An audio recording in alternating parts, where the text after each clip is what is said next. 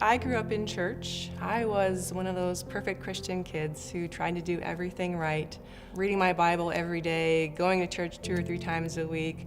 I was the third generation in my family to go to the same Bible college, and so we were definitely seeking God in my family. But I realize now that back then I really didn't know who God was, or really that He loved me. I lived like something else was more important to God.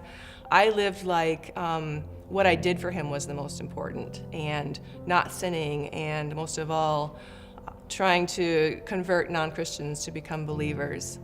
God would tell me to go witness to someone, and I just couldn't. I would just seize up in fear. And I think I actually became afraid to hear God's voice because He would tell me to just do something that I would find scary. And if I didn't do it, then I would be sinning. But then some friends invited us, or they told us to go and check out this renewal thing that was happening in Toronto. And this was back in the mid-1990s when I was still in college. So we went, and we were kind of nervous because we thought it was kind of weird. We weren't really sure what to expect. But we knew our Bible, and we would be able to figure out, we thought, whether this was from God or not. I remember thinking at the end of the first service that I want this, and I went to go get ministry prayer. Afterwards, on the way home, we were so excited. We could not wait to get back and experience that again. And long story short, it just totally changed my whole family's understanding of who we were and who God was for us. Since then, it's been about a 20-year journey into discovering more about my identity, more about who God is for me as I'm going through the different seasons in life. And not to say that it's been that perfect in the past 20 years, because there was a time when I kind of got mad at God.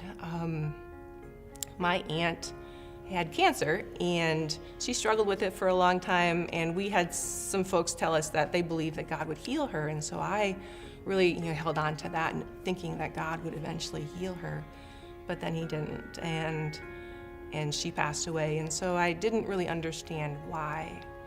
And about that same time, I didn't have a real stable Christian community to be around, so that was also a very lonely time for me as well.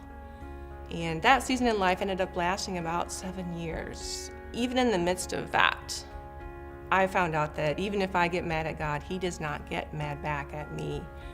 And He kept speaking inside, a little teeny tiny, promise way down deep inside, that when that season was over, things would be better than ever. So I am so excited about the journey that God has had me on, and that I might be able to become an example of what's possible in this life in relationship to God. And that's really, really exciting, and I think something that God invites all of us into.